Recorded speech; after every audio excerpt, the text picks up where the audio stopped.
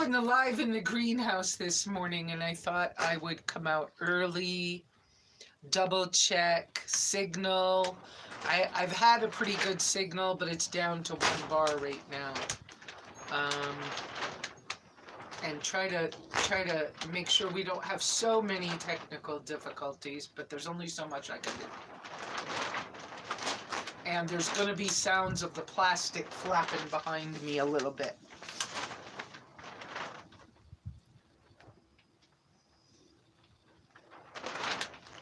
So, I think I put the, I think I actually put the, season 1 episode numbers incorrectly. I think this is 10 and not 9. Good morning, whoever else has just joined us. I'm just checking out the technical things before we get really into it. The signal has been, I've been sitting here for about 15 minutes, and the signal's been 4 or 5 bars for the whole 15 minutes, and now, now that we're starting to be on, it's lower. Can somebody let me know if you can hear me okay, please? Because I am using a headset. Janet, hi. Good morning. Thank you, Greg. Let's hope it goes well today.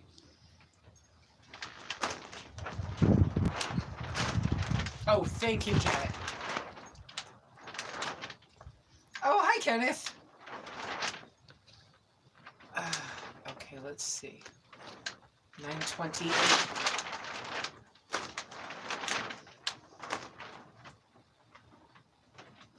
Good morning, YouTubers, and welcome to Simply Live with SimplyLesa, coming to you today from Simply the Greenhouse. I'm just realizing I could probably sit. Can I sit more in the sunshine? If I could get up in there, that would be too close. All right, I'm not going to chase the sun because we have a signal. And so this week's updates, let's jump right into that stuff first. So having the diagnosis of MS come to me last week did kind of put my thought patterns in some strange places over this past week. My therapist, which I have therapy on the phone, my therapist suggested that I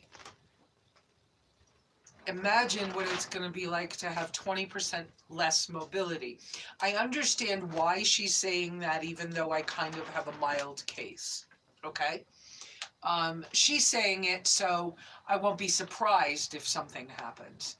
And I get that. But wow, did that throw my thoughts into a tailspin of, I remember seeing, well, I worked at a camp, a handicapped people's camp in the summer in, I think it was in South Berwick, Maine, when I was young. And there were a lot of MS patients there. And I remember the awkward shapes and the shaking and the, being in wheelchair stuff. And of course, my mind went straight there first. And, so it really does, having a diagnosis. One, it's a relief because I didn't make up that I've had a problem all these years. And two, it's scary because what if I did end up in a wheelchair and, shaking or something? I probably won't. The doctor said I probably won't. This coming Monday, I'm scheduled in Springerville I apologize for the sound of the plastic tarps behind me, but that's what happens in the greenhouse this winter, because I tied them as tight as I can, but those strings, I can't keep those strings tight enough. And I think I would have preferred them being on the outside of the greenhouse instead of the inside, but it's all I could do in that moment. So I'm scheduled for Monday to have new labs and new MRI because the diagnosis was made on information from 2020. And so then that will give my new doctor the opportunity to decide if I need treatment, to see how much the MS has progressed or not progressed. And wouldn't we be lovely and happy if it didn't progress much? So that's the update on my health issues and kind of my mental health. Has been hard for my thought patterns this week. I've been using this analogy of a roulette wheel and how I have felt like everything I ever thought about for a lifestyle idea since I was young got stuck on a roulette wheel, and so each number was a different idea, and somebody spun the thing. And it's like all of those ideas going by. Oh, 155. I remember 155.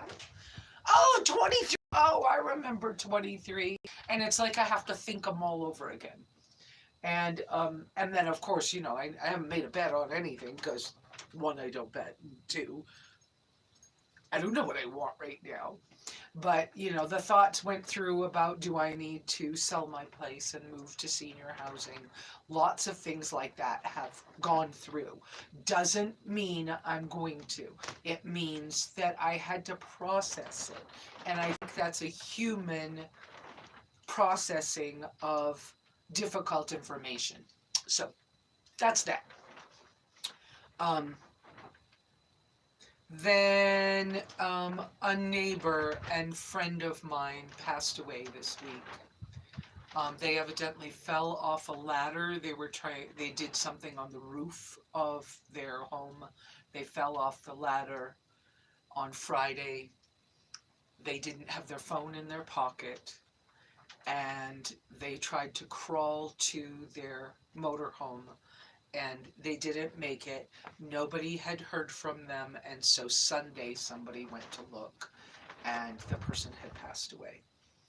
And because of the processes I've heard about from this guy's best friend and neighbor, and of course the local minister, I called him to confirm. It's very apparent to me